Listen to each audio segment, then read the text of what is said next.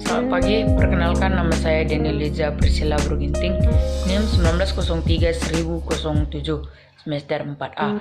Di sini saya akan menjelaskan bagaimana tentang konsep dasar tes pengukuran pada Penjas. Di sini saya akan menjelaskan apa itu tes, penilaian, pengukuran, dan evaluasi. Tes adalah instrumen atau alat yang digunakan untuk mendapatkan informasi tentang individu atau objek. Kemudian penilaian adalah penetapan kategori hasil pengukuran untuk menggambarkan hasil dari yang diperoleh. Kemudian pengukuran adalah memberikan hasil yang dicapai melalui alat tes yang digunakan. Evaluasi yaitu analisis tindak lanjut dari rangkaian tes, pengukuran dan penilaian sebagai dasar yang dilakukan suatu perubahan. Di sini kita akan menggunakan contoh tes agility atau kelincahan pada squat thrust. Tujuan yang dilakukan untuk tes dan pengukuran sebagai berikut, yaitu yang pertama, mendiagnosa kelemahan. 2. Mengevaluasi program. 3. Meramalkan kemampuan. Dan yang terakhir adalah atau yang keempat, yaitu motivasi. Langkah dalam proses penilaian yaitu 1. Membatasi dan menilai tujuan. 2. Mengumpulkan data. 3. Mengolah dan menganalisis data. 4. Mengambil kesimpulan. Konsep tes dan pengukuran adalah suatu proses pengambilan keputusan dan memberi nilai terhadap suatu hasil berupa besaran kuantitatif atau skor yang dicapai oleh seseorang dalam suatu objek tertentu.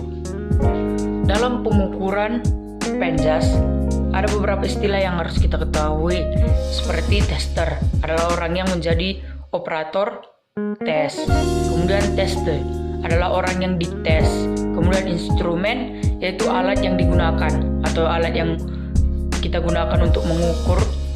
Kemudian indikator itu kriteria untuk kriteria capaian kita. Kemudian kategori adalah tingkatan yang dicapai atau posisi yang dicapai berdasarkan indikator. Pada saat melakukan tes, kriteria menjadi tester itu harus sehat fisik dan mental. Kemudian harus cukup waktu istirahat, dan saat melakukan tes harus berpakaian rapi. Sebelum melakukan tes, atlet harus melakukan pemanasan selama 15 menit dan harus menjalankan tes dengan bersungguh-sungguh. Pada saat melakukan tes, sarana dan prasarana itu harus digunakan memenuhi standar.